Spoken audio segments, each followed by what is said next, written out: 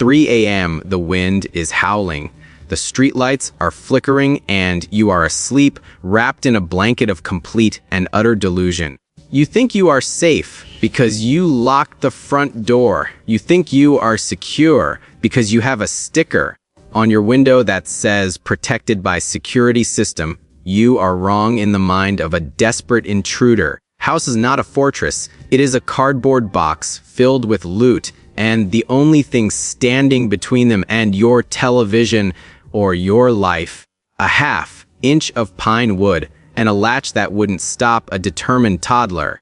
People prepare for a burglary like they are fighting a movie villain. They imagine a ninja in a black turtleneck, scaling the walls, cutting the glass with a laser, and hacking the mainframe. That is fantasy. The reality is much uglier, much louder, and much stupider. The person trying to get into your house is likely high, desperate, and operating on pure adrenaline. They don't have lasers, they have a brick. They don't have hacking skills, they have a size 11 boot. And the terrifying truth is that simple, violent physics on their side. Let's look at the math. The average police response time in a major city is somewhere between 11 and 20 minutes. The average time it takes to kick in a front door is 2 seconds. Do the subtraction. You have a gap of roughly 19 minutes. 58 seconds where you are alone with the problem. This is why we are not going to talk about expensive alarm systems that just call someone to come draw a chalk outline later. We are going to talk about physics. We are going to talk about geometry. We are going to talk about turning your home into a psychological and physical nightmare for anyone trying to enter, and we are going to do it in 30 minutes. The first failure point is the one you stare at every day because it feels heavy, but look at the frame. Specifically, look at the strike plate. That little metal piece where the bolt goes into the wall. In 99% of houses, that plate is held in place by screws that are less than an inch long. Barely go into the trim. They don't even touch the studs. When you lock your door, you aren't anchoring it to the structure of the house, you are anchoring it to a decorative strip of wood that snaps like a twig under pressure. 200-pound man generating kinetic energy with a running kick delivers about 1,800 pounds of force. Your tiny screws can withstand maybe 200 pounds before they rip out. This isn't security, it's theater. The fix takes 5 minutes and costs about $2. You take those tiny screws out, replace them with 3-inch hardened steel screws. These engage the 2x4 stud deep inside the wall. When someone kicks the door, they aren't fighting a piece of trim, they are fighting the entire skeletal structure of your house. The force required to break that goes from a casual kick to a structural engineering project. The intruder hurts their leg, a massive amount of noise, and most importantly, they bounce off. But let's say they skip the door. Let's say they look at your windows. Glass is the favorite entry point for the lazy criminal. It's quiet if you tape it, it's fast if you smash it, and it offers zero resistance. You might think I'll just get tempered glass. Great. Now it shatters into 1,000 safe little cubes. Instead of shards, you haven't kept them out, you've just made sure they don't cut their hands while they rob you. The solution is not to replace the glass. To change its properties, you need security film. It's a thick, transparent layer of polyester that bonds to the window. When someone throws a brick at a film-treated window, the glass breaks, but it doesn't fall out. It stays held together in a spider web of shattered tension. It acts like a windshield to get through. The intruder has to bash it repeatedly, tearing at the film, creating a deafening amount of noise and wasting precious seconds. Burglars operate on a strict ROI, return on investment. The investment is time and silence. If an entry point requires 5 minutes of loud banging, instead of 5 seconds of quiet shattering, the math no longer works for them. They panic, they leave. Now let's move to psychological warfare. Burglars are predators, and predators look for the weak member of the herd. They look for the house that is asleep. Most people try to combat this with a motion sensor light. The problem with standard motion lights is that they train intruders. The intruder steps forward, the light snaps on, they freeze. Nothing happens. They realize the light is dumb. It's just a switch. They ignore it. We need to be smarter. We need to simulate presence. You need to understand the occupancy bluff. A dark house is an invitation. A house with one light on in the living room at 4 a.m. is suspicious, but a house where the light in the bathroom turns on, stays on for 3 minutes, and then turns off, that implies a bladder, that implies biology, that implies a person who is awake and possibly holding a shotgun. You don't need expensive smart homes for this. You need simple timers set to erratic human, like schedules. There is also the matter of curb appeal. Real estate agents love big bushy hedges that cover the front windows. They call it privacy. A survivalist calls it a concealment nest. You have tall bushes right up against your house. You have built a comfortable workspace for a burglar. They can stand in your bushes hidden from the street and take their sweet time prying open your window. The fortress rule for landscaping is simple. Ground cover should be under 3 feet so no one can crouch behind it. Tree canopies should be trimmed up to 6 feet so no one can hide under them. You give them a shadow, they will use it.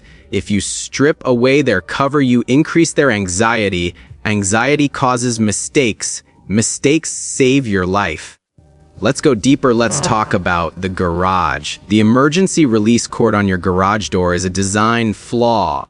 Every thief knows about it. Takes a wire coat hanger and 6 seconds to hook that cord from the outside. Pull it, disengage the motor, the door slides open and they walk in. Your car, your tools, and the unlocked door leading into your kitchen are now theirs. The fix is a single zip tie. You zip tie the release latch so it can't be pulled by a flimsy wire from the outside.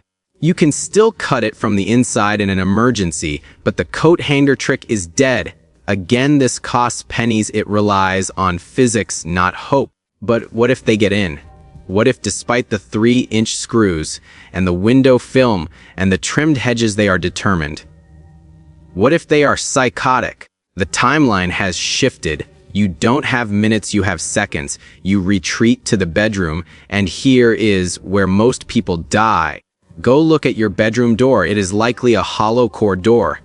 It is made of 2 thin sheets of veneer separated by cardboard honeycomb. It weighs nothing. You could punch through it with a stiff fist. A locked hollow core door is not a barrier, it is a curtain. You are serious about a home fortress. Your bedroom door, or wherever you sleep, needs to be a solid core exterior, grade door. It needs the same 3-inch screws in the hinges and the strike plate as your front door. This creates a hard room. When the glass breaks downstairs, you don't go investigate with a baseball bat. That is how you get stabbed. You retreat to the hard room. You lock that solid core door. You call the police, and now you wait. The intruder is in your house stealing your TV. Let them. They want the Xbox.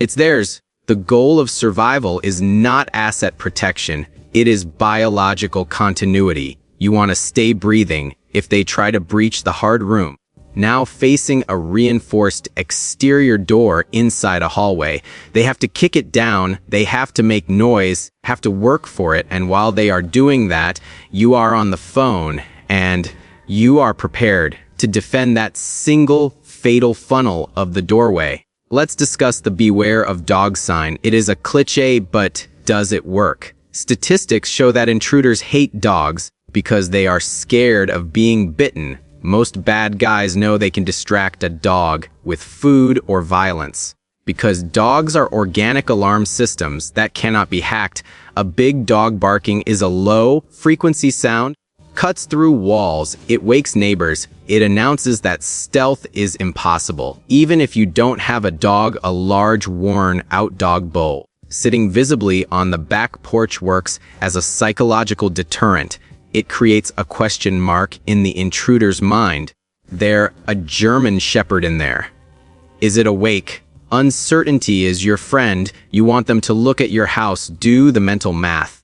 Decide that the risk is too high. You want them to look at your neighbor's house, the one with the high hedges, the dark windows, the flimsy door, and choose that one instead. This sounds cruel. It is survival, is not a team sport in a collapse scenario or a crime wave. You do not have to be invincible. You just have to be harder to kill than the environment around you.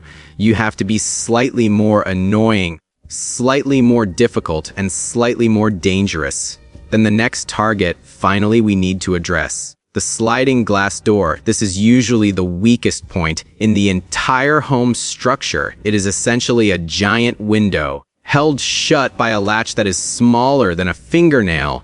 Intruders don't even break these, they just lift them out of the track.